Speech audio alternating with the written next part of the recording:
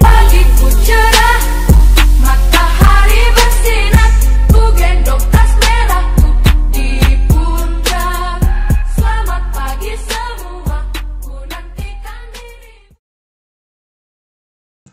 Bismillahirrahmanirrahim. Assalamualaikum warahmatullahi wabarakatuh. Apa kabar anak-anakku semuanya? Semoga kalian selalu sehat-sehat ya dan tetap semangat.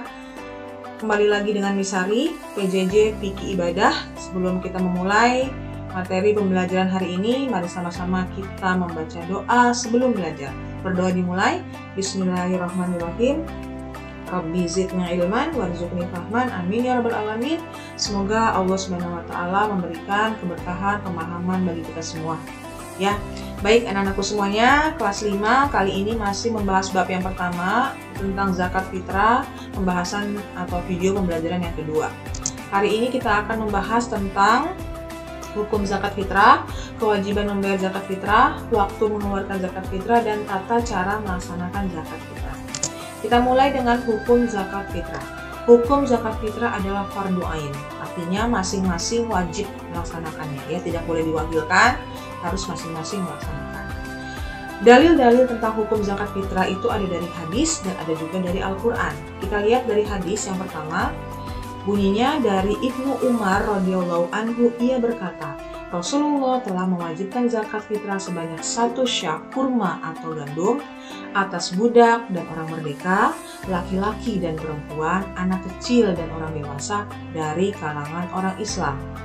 Dan beliau memerintahkan agar ditunaikan sebelum orang pergi menunaikan sholat. Maksudnya sholat Idul Fitri ya. Ini adalah hadis riwayat Bukhari dan Muslim. Yang pertama.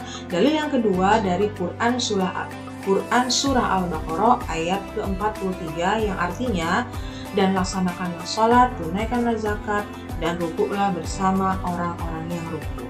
Ya.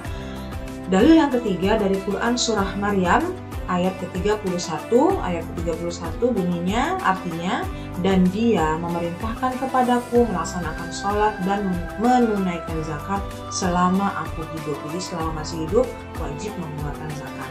Nah, ini adalah dalil-dalil tentang hukum zakat fitrah. Jadi ingat ya, hukumnya adalah fardu ain. Yang kedua adalah kewajiban membayar zakat. Kenapa kita wajib membayar zakat? Diwajibkannya membayar zakat karena banyaknya dalil baik dari hadis ataupun Al-Quran yang menjelaskan dan memerintahkan zakat dengan syarat-syarat dan kewajiban yang syarat-syarat yang sudah ditentukan ya.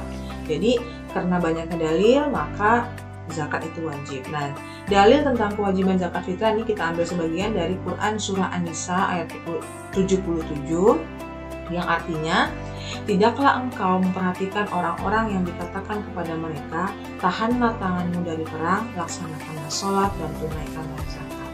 Yang kedua dari hadis riwayat jamaah yang berbunyi dari Ibnu Abbas radhiyallahu anhu berkata, Rasulullah Shallallahu alaihi wasallam mengutus Muaz ke Yaman.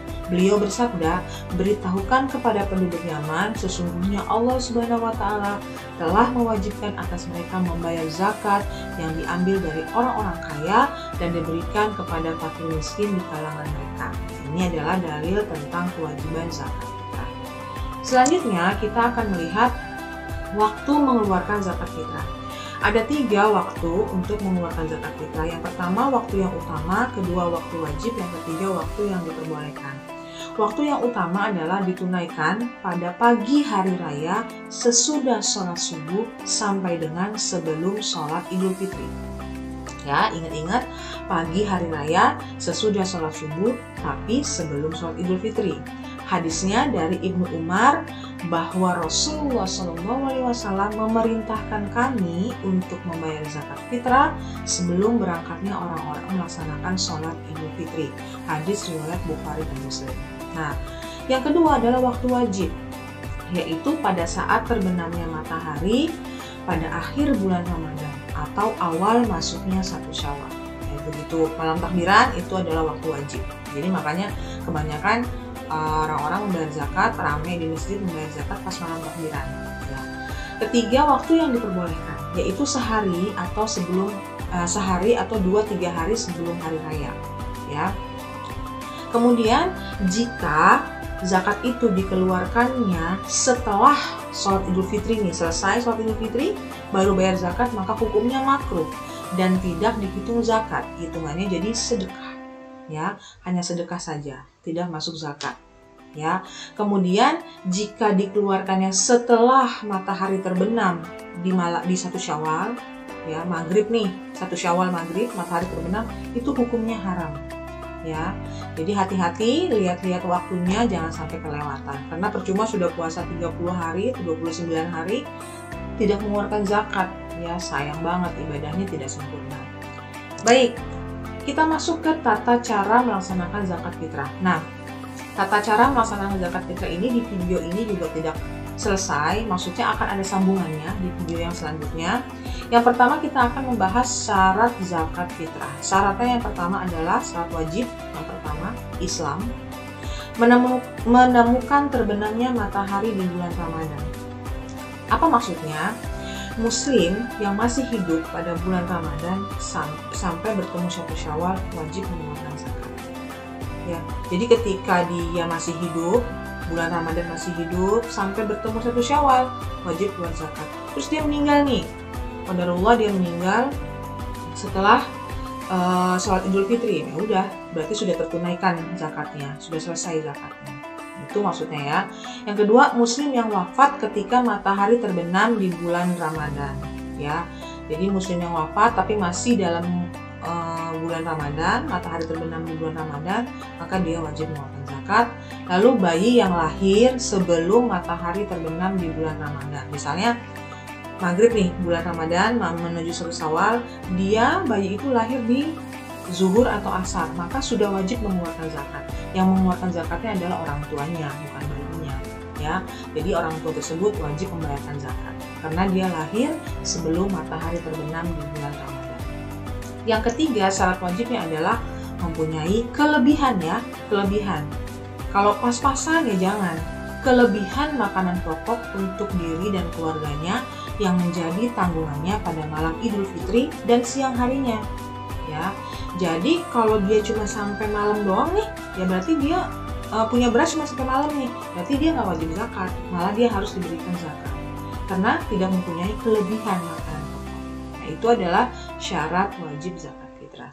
Yang terakhir yaitu rukun zakat fitrah. Terakhir untuk video ini ya, nanti ada sambungannya lagi. Pertama adalah niat. Rukunnya niat.